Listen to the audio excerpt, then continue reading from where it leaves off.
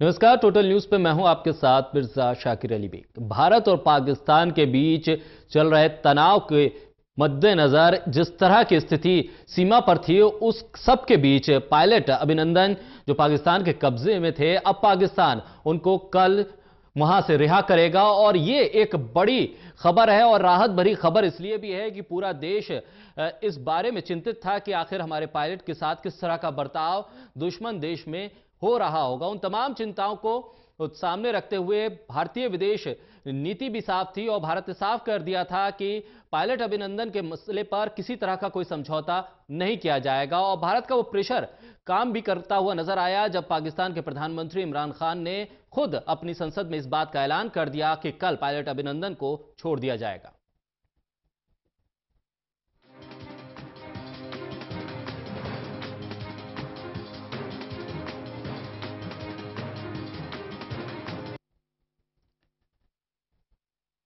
तो खास मेहमान आज हमारे साथ चर्चा में जुड़े हुए हैं। ब्रिगेडियर महेंद्र महाजन हमारे साथ इस चर्चा में हिस्सा ले रहे हैं। साथ ही हमारे साथ ब्रिगेडियर ए.के. मेहदी हमारे साथ इस चर्चा में हिस्सा ले रहे हैं। हमारे साथ कर्नल आई.पी. सिंह साहब रक्षा विशेषज्ञ, वो भी हमारे साथ इस चर्चा में हिस्सा ले रहे हैं। हमारे साथ आनंद सवरिया जी रक्षा विशेषज्ञ, वो भी हमारे साथ इस चर्चा में हिस्सा ले रहे हैं। कर्नल सुरेंद्र सिंह, वो भी हमारे साथ इस चर्चा में बने हुए हैं। वहीं वरिष्ठ पत्रकार वीरेंद्र सोनी जी भी इस चर्चा में हमारे साथ बने हुए हैं। तमाम मेहमानों के साथ चर्चा को हम आगे बढ़ाएंगे। आनंद सवरिया जी, आपके पास सबसे पहले मैं आऊं। जिस तरह से ये खबर आई है कि पायलट अभिनंदन को पाकिस्तान कल रिहा करेगा, किस तरह से ले रहे हैं इस पूरी खबर को? एक बड़ी जीत भारत की। शाकिर अली जी, सबसे पहले तो मैं आपके चैनल के माध्यम से 131 करोड़ भारतवासियों को मुबारकबाद देना चाहता हूं कि आज उनकी एकजुटता की वजह से और राजनीतिक डिटर्मिनेशन की वजह से आज ये फैसला लिया है पाकिस्तान की सरकार ने। और मैं ये कहना चाह रहा हूं कि ये जो पाकिस्तान की एक मजबूरी थी उसको ये लेना ही था, लेकिन वो एक ढकोसले करता है। इमरान खान ने कहा कि मैं ये एक पीस गेस्चर की तरह से इसको रिलीज करता हूं। नहीं, वो जेनेवा कन्वेंशन के अंडर बाध्य है और उनको इनको रिहा करना ही था। अगर ऐसी पीस की बात वो करते हैं तो 1971 में हमने उनके 93,000 जवानों को छोड़ा था, इसके बाद भी तो इन्होंने पीस नहीं की। देखिए, ये पाकिस्तान की जो दो मुही नीति है, आज जो ये डिसीजन लिया है, क्योंकि 5 बजे आज भारतवर्ष की तीनों सेनाओं के प्रमुख एक प्रेस कॉन्फ्रेंस करने वाले थे और उससे पहले 4:36 पे जो भूकंप वहां पे पाकिस्तानी सेना में बसा और उन्होंने प्रधानमंत्री वजीर आजम को बोला कि भाई जल्दी जल्दी तुम इसको रिलीज कर दो, तो ये रिलीज करना था। देखिए, ये शांति पीस प्रोसेस क्या कर रहे हैं भारतवर्ष या हम लोगों ने क्या किया है? अरे हम तो उस लड़ाई में जिसको कि तुम पीड़ित हो, पाकिस्तान खुद उसका विक्टिम है, वहां पे उसकी हेल्प करने के लिए हमारी वायुसेना ने उन कैंपों को नष्ट किया है। अगर आप सचमुच में ही पीस गेस्चर करना चाहते हैं तो ये जितने भी आतंकी ट्रेनिंग कैंप हैं उनको बंद करिए, मसूद अजहर को हमें सौंपिए। देखिए, अब सारा वर्ल्ड तिलमिला रहा है इस मुताबिक से। अभी मैं सुन रहा था आपसे कि मिस्टर ट्रंप हैज सेड कि वेरी गुड न्यूज, जैसे आज एक गुड न्यूज हमारे बहादुर उस विंग कमांडर जो बहादुर जिसने अपनी जिंदगी की आहुति देश के देने के लिए तैयार होकर के विमान लेकर के गए, वो कल वापस आ रहे हैं। तो उसी तरह की गुड न्यूज बहुत जल्दी आना चाहिए थे। मैं शाबाशी देता इमरान खान को अगर ये चीज सुबह कह देते, लेकिन उनके विदेश मंत्री क्या इफ बट कंडीशन, हमसे बात करो तब बात करेंगे। लेकिन ये भारतवर्ष की कूटनीतिक सफलता, भारतवर्ष की फौज की दृढ़ता कि उन्होंने ये छोड़ने का संकल्प किया। और कल अभिनंदन का विंग कमांडर अभिनंदन करने के लिए 131 करोड़ भारतीय जो है बॉर्डर पे आंखें लगी हुई होंगी उनकी। पर पाकिस्तान की चीजों पे विश्वास करने का दिल मानने को नहीं होता। उसकी ये मजबूरी है और उसको कल अभिनंदन को हमारे पास हमारे विंग कमांडर उनको लेकर के आ रहे हैं, जो हमारे काउंसिल में अटैच्ड हैं इंडियन एयरफोर्स जी।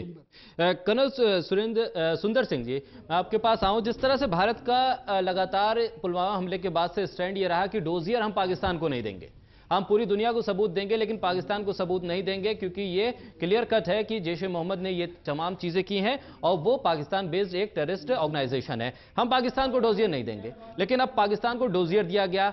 क्या लग रहा है कि ये दोनों तरफ से पहल की जा रही है कि स्थिति को अब काम डाउन किया जाए, क्योंकि बहुत हद तक हम शायद जंग का ऐलान ना हुआ हो लेकिन माहौल उस तरह का बन चुका था।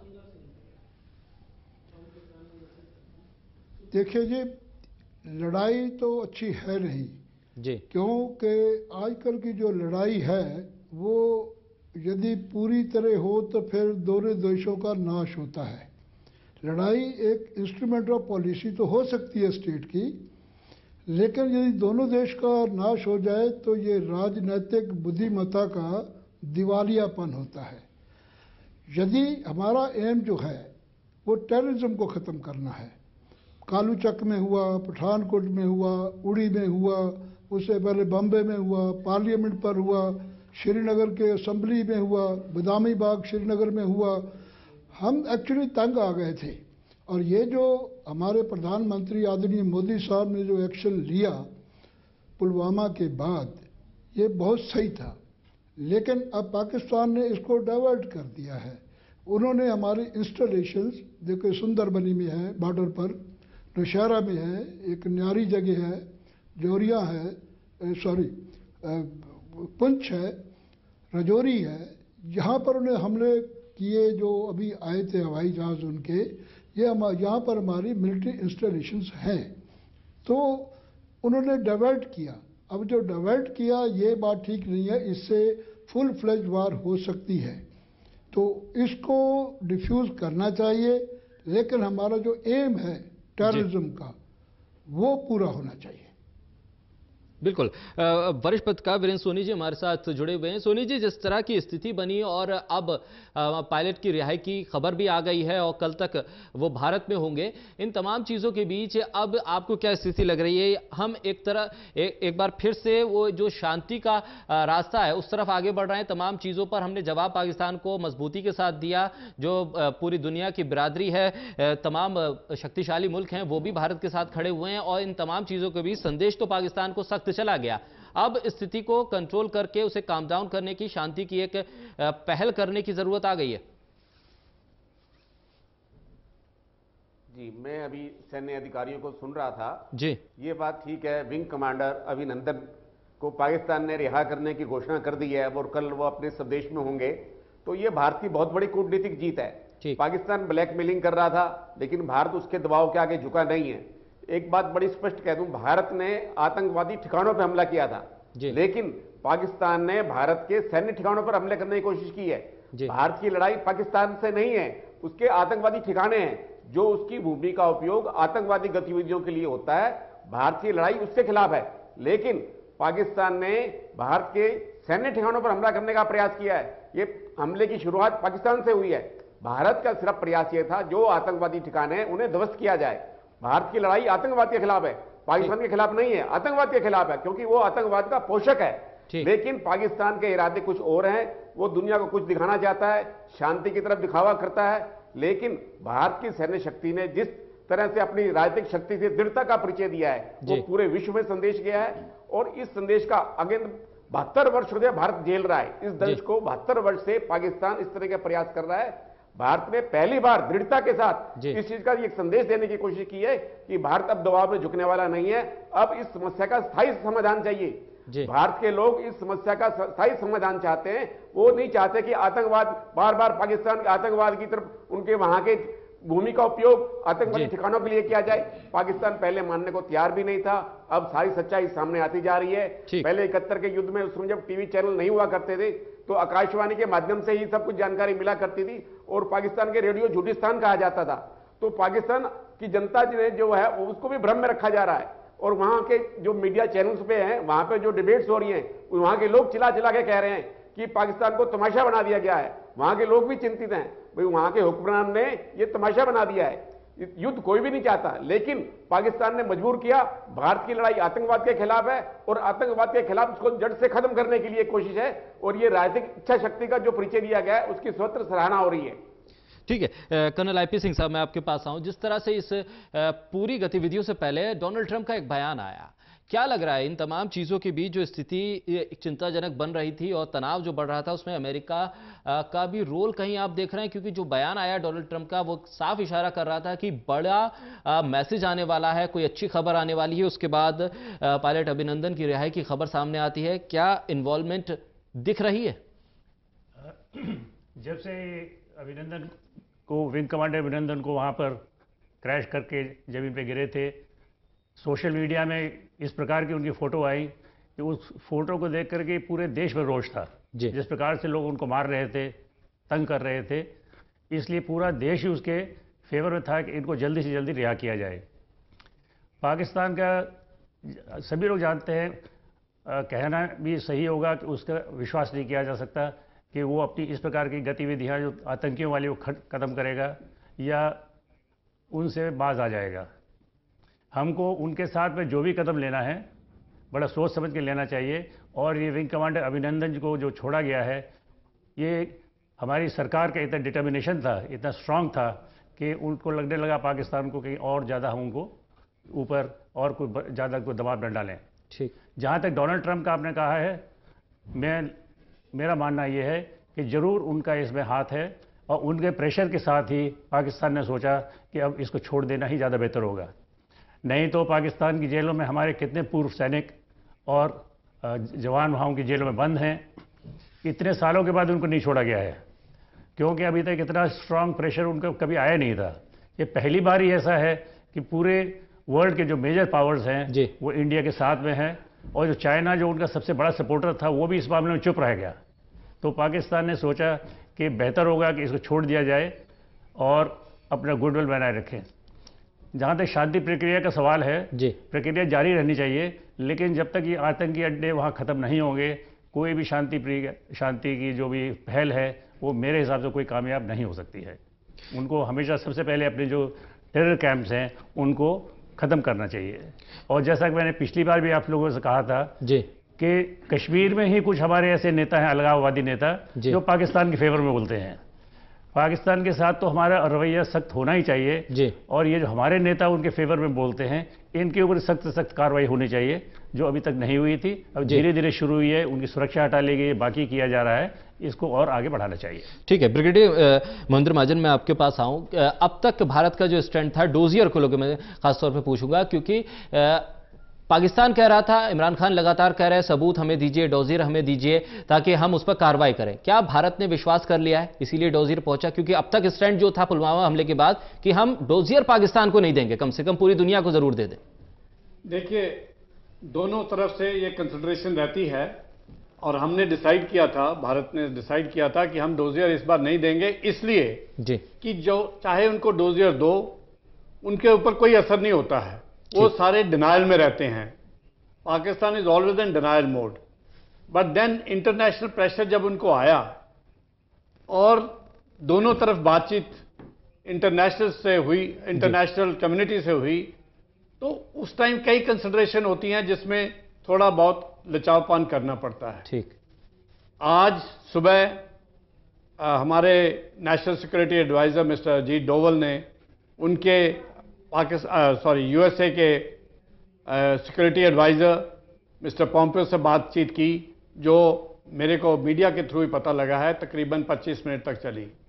इसी तरह जर्मनी के जो एनवॉय हैं उन्होंने स्टेटमेंट दी, और सब की तरफ से इतना प्रेशर आया पाकिस्तान के ऊपर, और हमारे प्राइम मिनिस्टर ने एक बात बहुत कड़े शब्दों में कही थी कि सबसे पहले अभिनंदन, विंग कमांडर अभिनंदन को सुरक्षित भारत पहुंचाओ, उसके बाद आगे का कोई एक्शन होगा। लेकिन ये डोजियर ठीक है, डिटेल्स देने का सोच लिया, बिल्कुल इसमें कोई दो राय नहीं है, ठीक है। ये अच्छा मूव है कि कम से कम हमने उन्हें सबूत दिए, अब कार्रवाई उनके पाले में वो क्या करते हैं। अब तक वो दलील दे रहे थे कि हम कार्रवाई करेंगे, नई सरकार है, नया चेहरा है, अलग तरीके से हम देंगे, हमने डोजियर दे दिया। डोजियर दे दिया, अच्छा किया है।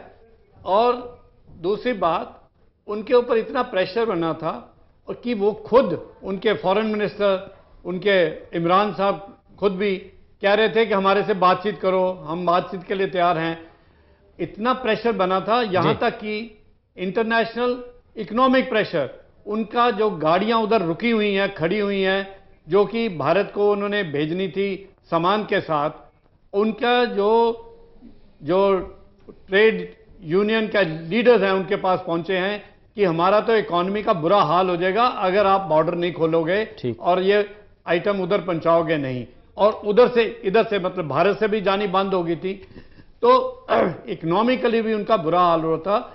वो किसी तरह फेस सेविंग चाहते थे, इसलिए आज उन्होंने यूनिलैटरली अपने पार्लियामेंट के जॉइंट सेशन में ये डिक्लेयर किया कि हम विंग कमांडर अभिनंदन को कल रिलीज करेंगे वाया वाघा बॉर्डर।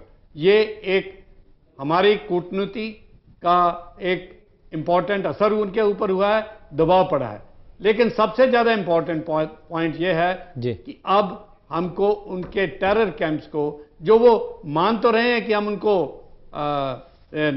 खत्म कर देंगे, उनको हम पनाह नहीं देंगे, लेकिन आपको याद होगा मुशर्रफ जी ने 2002 में, आसिफ अली जरदारी ने 2008 में, जहां तक मेरे को याद आ रहा है, और नवाज शरीफ ने 2015 में भी कहा था कि हम टेरर कैंप्स को हम उनको सपोर्ट नहीं दे रहे हैं। लेकिन ये एक गलत बात वो कहते रहे हैं।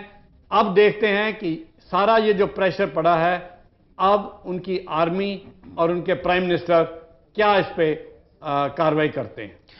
बिल्कुल, मैं ब्रिगेडियर मेजरता आपके पास आऊं। जिस तरह से ज्वाइंट सेशन के अंदर इमरान खान का यह बयान आया है, और जब उन्होंने ये बयान दिया कि हम पायलट अभिनंदन को हम रिहा कर रहे हैं, भारत को उसे सौंप रहे हैं, तो वहां एक तरह से यह था कि यूनानिमसली सबने कहा कि हाँ ये अच्छा कदम है। इसे मान सकते हैं कि एक ज्वाइंट सेशन में अगर पॉलिटिकली जो लोग चुने हुए हैं पाकिस्तान के, वो लोग इसको इंडोर्स करते हैं कि चलिए आप सौंपिए, तो एक तरह से एक बार फिर भारत ने बड़ा दिल दिखाया है, डोजियर देके ये एक संदेश दिया है कि चलिए हम एक बार आपकी बात पर और भरोसा कर रहे हैं, अब जो गेंद है वो आपके पाले में है। और कुछ आवाजें अब पाकिस्तान के भीतर से भी उठने लगी हैं कि जो ये लोग हैं जो पाकिस्तान में हैं और ये दूसरे मुल्कों में जाके इस तरह की एक्टिविटी करते हैं जिससे लोगों की जानें जाती हैं, आप उन पर कार्रवाई कीजिए। पाकिस्तान के भीतर से भी एक प्रेशर बन रहा है सरकार के ऊपर। अगर आप आज की स्टेटमेंट को सिर्फ अकेले में देखें जी, तो लगता है कि उन्होंने बड़ी अच्छी कूटनीतिक चाल चली है, लेकिन उसके आगे और पीछे की स्टेटमेंट को भी सुने जी। उन्होंने इसमें हर बारी कहा है कि इसकी जड़ कश्मीर है। आज भी उन्होंने ये स्टेटमेंट अपनी असेंबली में दी है। आज भी उन्होंने टेररिज्म के बारे में कुछ नहीं कहा कि हम टेररिज्म को दूर करेंगे। उन्होंने कहा हम बातचीत करेंगे, लेकिन जब तक हमारी टर्म्स एंड कंडीशन क्लियर नहीं होंगी, हमेशा हम बातचीत के माया जाल में ही घूमते रहेंगे। आज भी उन्होंने कहा कश्मीर इसकी जड़ है, टेररिज्म के बारे में कुछ नहीं कहा है, लेकिन आराम से उन्होंने बोल दिया कि हम अभिनंदन को रिहा कर दें। रिहा इसलिए कर रहे हैं क्योंकि उनके ऊपर बहुत ज़्यादा राजनीतिक, सैनिक और पॉलिटिकल, इकोनॉमिकल सब प्रेशर्स हैं। ट्रंप का प्रेशर बहुत तगड़ा है। आज शाम को अगर आपने सुना हो 4:30 के आसपास जी 10 विदेश के जो रिप्रेजेंटेटिव थे उनको एक्सटर्नल विदेश मंत्रालय में उनकी ब्रीफिंग हुई है। आज सुबह सुषमा स्वराज जी OIC मीटिंग में पहुंच गई हैं अटेंड करने के लिए, कहने के बावजूद भी कि पाकिस्तान उसको बाइकआउट करेगा, सुषमा स्वराज जी OIC की मीटिंग में पहुंच गई हैं। तो इसका मतलब यह है कहीं ना कहीं पाकिस्तान बिल्कुल आइसोलेट हो रहा है। रही इमरान खान के ऊपर विश्वास करने की बात, अगर हम पे विश्वास करेंगे तो हम थोड़ी सी गलती कर देंगे। हम ये गलतियां कर चुके हैं 71 में, जब हमने सब प्रिजनर रिलीज किए। हर चीज़ को हम शिमला समझौते के बीच में करेंगे, लेकिन हर बारी हम उसको इंटरनेशनल लेवल पर पाकिस्तान ले जाता गया है। UN सिक्योरिटी काउंसिल में आज USA, UK और फ्रांस ने एक प्रस्ताव पेश करके और प्रेशर बढ़ाया है पाकिस्तान के ऊपर। इसीलिए ही शायद मैं कहता हूं कि उन्होंने छोड़ा है। लेकिन मत भूलिए, इमरान खान बहुत बड़े खिलाड़ी रहे हैं, अच्छे प्राइम मिनिस्टर रहे हैं, लेकिन खेल की दुनिया में भी सबसे पहले इन्होंने ही दगाबाजी का काम किया था जब इन्होंने बॉल टेम्परिंग शुरू की थी, जब इन्होंने मैच फिक्सिंग शुरू की थी। तो एक ये डीएनए है पाकिस्तान के, जितने भी लीडर बने हैं कहीं ना कहीं उनमें धोखा देने की एक प्रवृत्ति है। इसलिए हमें अपने को गार्ड बिल्कुल डाउन नहीं करना चाहिए, प्रेशर बना के रखना चाहिए। बिल्कुल। हमारे साथ ब्रिगेडियर सुरेंद्र गौड़ साहब भी जुड़ गए। तो आज बड़ी चर्चा हम अपने खास मेहमानों के साथ कर रहे हैं। हमारे साथ विंग कमांडर सुरेंद्र गौड़ भी हमारे साथ चर्चा में जुड़ गए। सुरेंद्र जी, आज जो खबर पाकिस्तान से आई, इमरान खान ने ऐलान किया है अब पायलट अभिनंदन को वो भारत को सौंपेंगे, कल वो भारत आ जाएंगे। इन तमाम जो हालात बने पुलवामा हमले के बाद से, और आज जिस तरह से ये खबर सामने आई, किस तरह से देख रहे हैं तमाम चीजों को? मैं इसके लिए पूरे भारतवर्ष की ये बहुत बड़ी सफलता मानता हूं।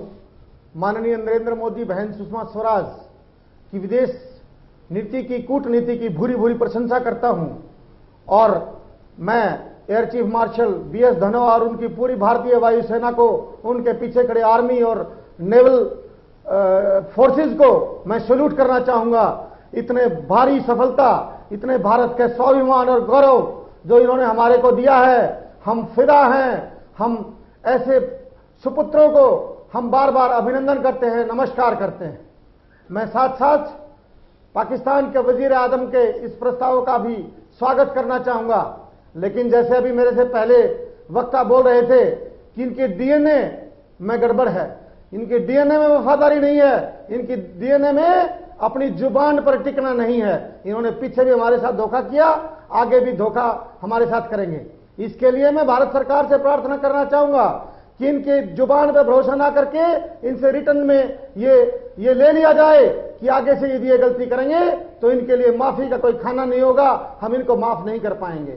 वैसे भी हमारे लिए हमारे जो नॉर्दर्न आर्मी कमांड के जो चीफ हैं, मेजर लेफ्टिनेंट जनरल साहब, इन्होंने विशेष तौर पे शब्दों में बोल दिया है कि चाहे वो हिंदुस्तान में जन्मा हो या पाकिस्तान में जमा हो, भारत की भूमि पर जो भी बच्चा, माताएं अपने बच्चों को समझा लें, जो भी बच्चा जो है बंदूक उठाएगा या पत्थर उठाएगा, भारत की माटी के को दागदार करने की कोशिश करेगा, उसको एलिमिनेट कर दिया जाएगा, उसको मार दिया जाएगा।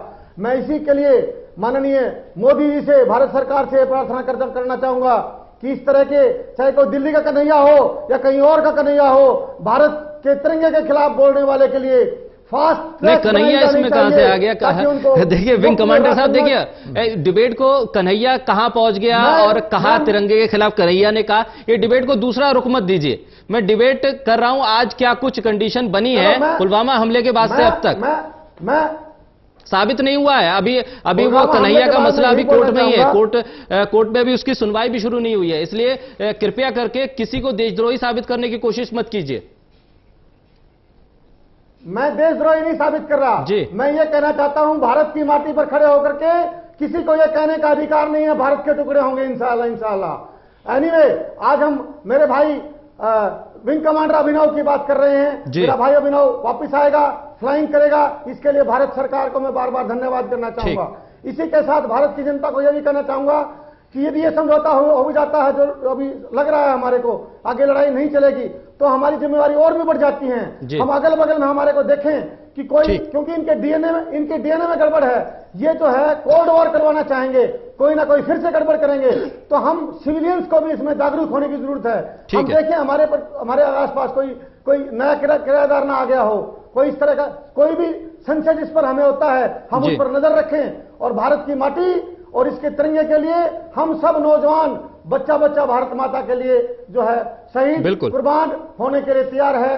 इसके लिए ये पाकिस्तान अच्छी तरह से समझ ले और आगे से कोई भी इस तरह का डंक भारत की इस माटी पर ना लगाए। ठीक है, मेजर सावरिया, मैं आपके पास आऊं। जिस तरह से आज पाकिस्तान के प्रधानमंत्री को हमने सुना, वो अपनी गरीबी का जिक्र कर रहे थे, ये बता रहे थे कि हम विक्टिम हैं। एक बार पाकिस्तान जो विक्टिम कार्ड के तौर पर तमाम चीजों को रखता है, ये दिखाता है कि हम पीड़ित हैं।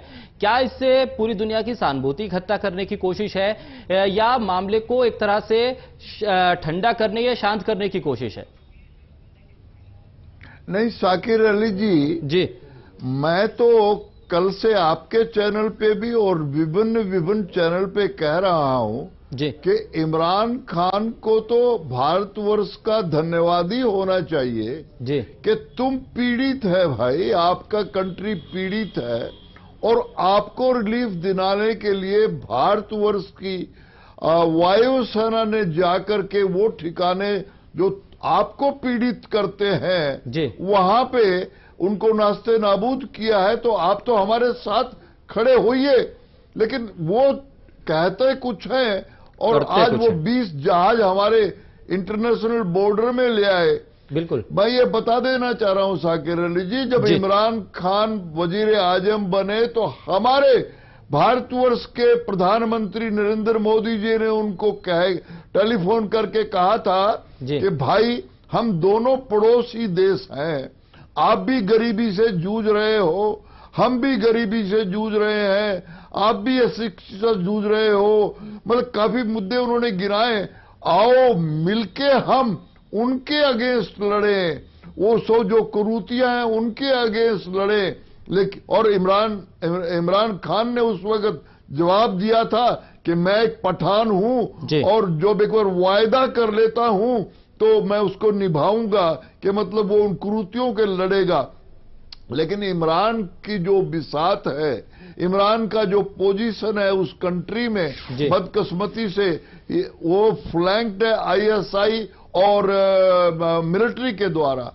आज देखिए अब ये जो भी परिप्रेक्ष्य बना है उसमें अच्छी बात है, लेकिन वो यहां पे खत्म नहीं होने वाला। शाकिर अली जी, मैं आपको बता देना चाह रहा हूं, बिल्कुल हमारा युद्ध पाकिस्तान के साथ बिल्कुल नहीं है। ठीक, हम चाहते हैं पाकिस्तान की जनता डेवलपमेंट करे, आगे चले।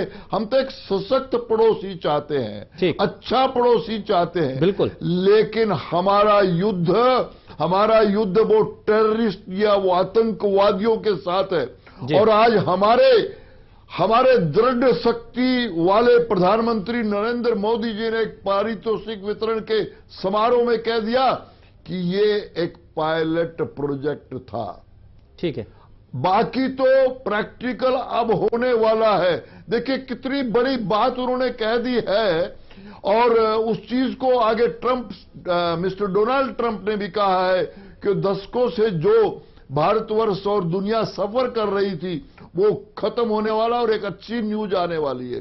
प्रधानमंत्री मोदी जी ने बिल्कुल क्लियर कर दिया 6:30 बजे वो ये चीज यहां नहीं रुकने वाली है। इसका जब तक के पूरा पाकिस्तान समझ ले, पाकिस्तान से हमें कोई दुश्मनी नहीं है।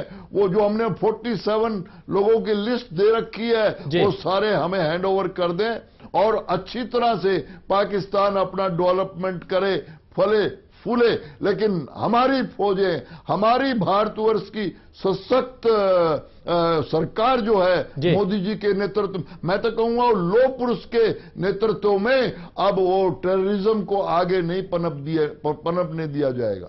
ठीक है, कर्नल सुंदर सिंह, मैं आपके पास आऊं, किस तरह का एश्योरेंस अब पाकिस्तान से मिलना चाहिए? किस चीज पर जाके हम ये समझें कि हम भरोसा करने की स्थिति में है? किस तरह का एश्योरेंस अब पाकिस्तान की तरफ से हमें चाहिए कि तमाम चीजों पे वो कार्रवाई करेगा, और किस तरह से हम उसकी निगरानी कर सके स्टेप बाय स्टेप? क्योंकि भरोसा हम नहीं कर सकते हैं, लेकिन अगर वो कह रहा है कि हम कार्रवाई करेंगे, ठीक है, हम अगर उसे समय देते हैं तो किस तरह की निगरानी रखनी चाहिए हमें?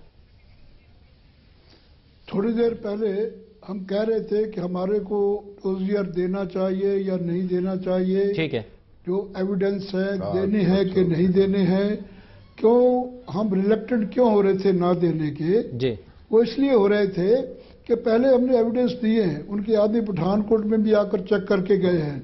जितने भी एविडेंस दिए हैं, जो ताज का दिया है, बॉम्बे का, जो कुछ भी दिया है, वो हमेशा कहते हैं कि ये तो हमारे नागरिक नहीं है, उन्होंने हमारे एक भी एविडेंस को सही नहीं माना, जबकि वो सही थे। अभी आप कह रहे थे कि क्या देना चाहिए, नहीं देना चाहिए, इतबार करेंगे कि नहीं करेंगे। देखिए, जो डिप्लोमेसी होती है जी, वो किसी को आउटस्मार्ट करने के लिए नहीं होती, ठीक, अपना वर्क करवाने की होती है। हमने किसी को नीचा नहीं दिखाना, किसी को आउटस्मार्ट नहीं करना, हमारा काम होना चाहिए। हमारा ध्येय इस वक्त ये है, दो है।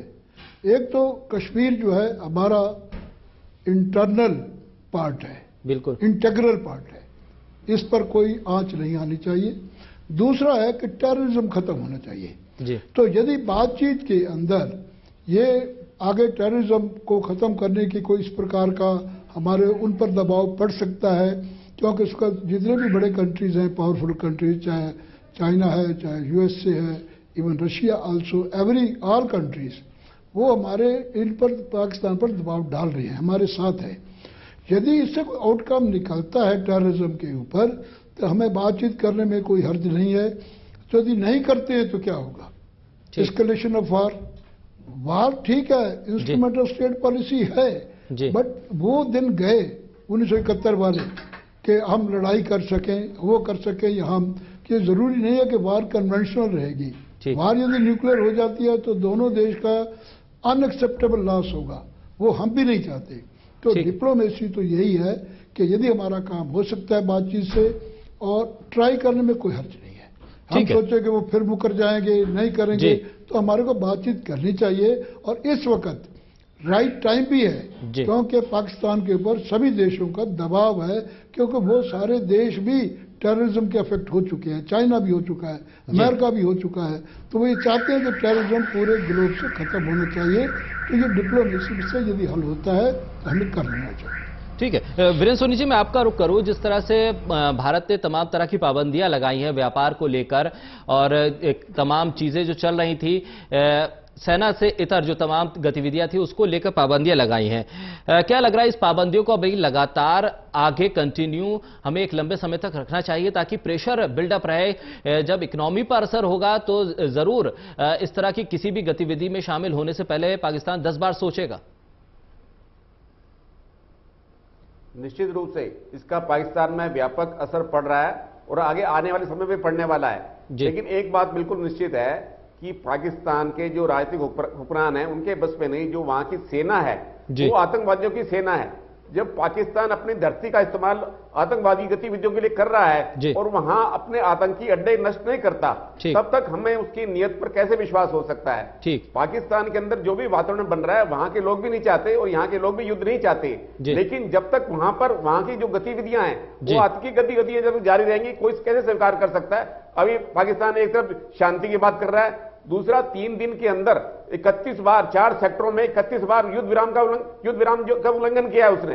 तो मतलब पाकिस्तान की नीयत पर विश्वास नहीं किया जा सकता, लेकिन जब तक उस पर हमने आर्थिक प्रतिबंध लगाए ये तब तक जारी रहने चाहिए, जब तक उसको कड़ा संदेश ना मिल जाए। पाकिस्तान में ये धारणा बनी है ये नया हिंदुस्तान है, घर में घुसेगा भी और मारेगा भी, ये धारणा आगे तक भी बनी रहनी चाहिए। हमारी सहनशीलता को अभी तक कायरता समझा जाता रहा है, अब पाकिस्तान को इस बात का एहसास हो गया है और आगे भी होता रहेगा।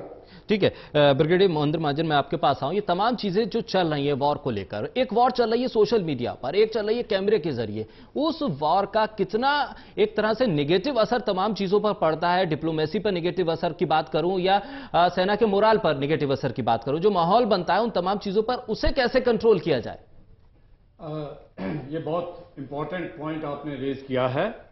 मैं ये बता दूं कि भारत पहली बात पोजीशन ऑफ स्ट्रेंथ से इस बात पे डटा था कि जितनी देर तक अभिनंदन, विंग कमांडर अभिनंदन वापस नहीं आएगा, हम आगे कोई प्रोग्रेस करने के लिए तैयार नहीं है।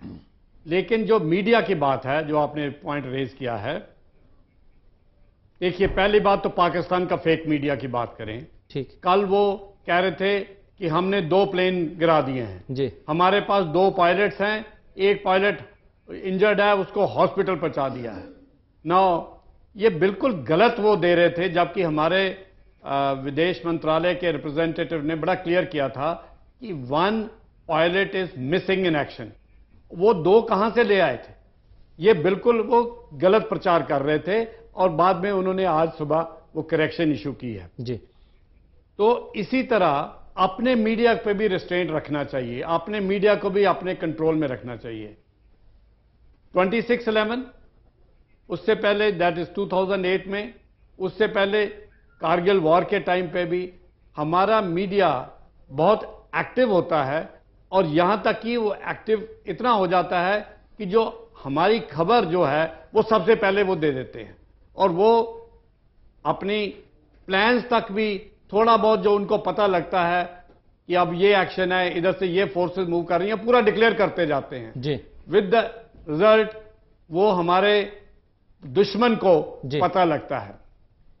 इसी तरह अब देखिए, विंग कमांडर अभिनंदन कल उधर इजेक्ट करना पड़ा और वो पीओके में गए, ठीक है, उनको उन्होंने कैप्चर कर लिया, is declared prisoner of war.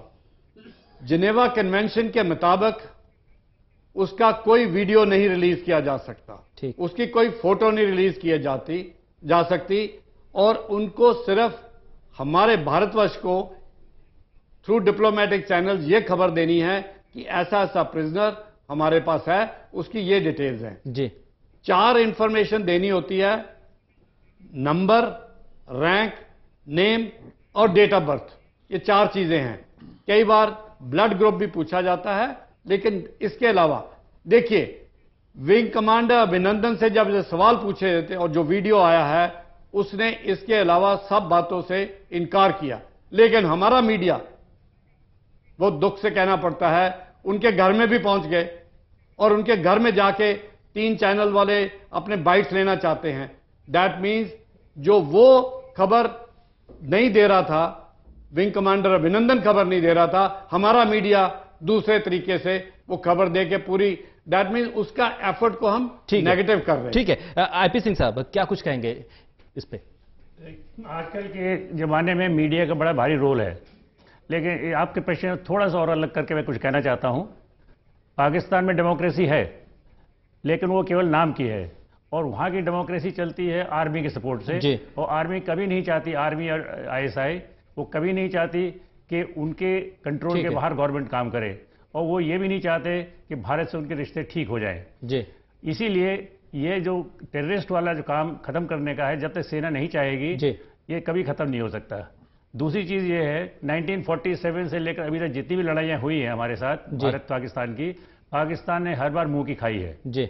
इसलिए वो कन्वेंशनल वॉर नहीं लड़ना चाहते हम लोग के साथ में, और इसीलिए वो टेररिज्म को ज्यादा मोटिवेट करता है, ताकि वहां वो लग्जरी से बैठे रहे, अपने आराम से बैठे रहे, और उनका काम कोई दूसरा आदमी कर ले। ठीक। जहां तक आपने मीडिया की बात करी, मीडिया का रोल बड़ा पावरफुल है जी, और हमारे मीडिया को खुद ही रेस्ट्रेन करना चाहिए कि कोई खबर जो हम उनको नहीं देना चाहते हैं वो भी हम मीडिया के थ्रू उनको दे देते हैं। इसलिए self restaurant, self discipline media के लिए बहुत आवश्यक है। ठीक है, ब्रिगेडियर मेजरता, फाइनल कमेंट के लिए मैं आपके पास आऊंगा। ये तमाम स्थिति अब देख रहे हैं, कल पायलट अभिनंदन हमारे पास आ जाएंगे, भारत वापस आ जाएंगे, उसके बाद क्या कुछ अब स्टेप हो सकते हैं सेना के स्तर पर?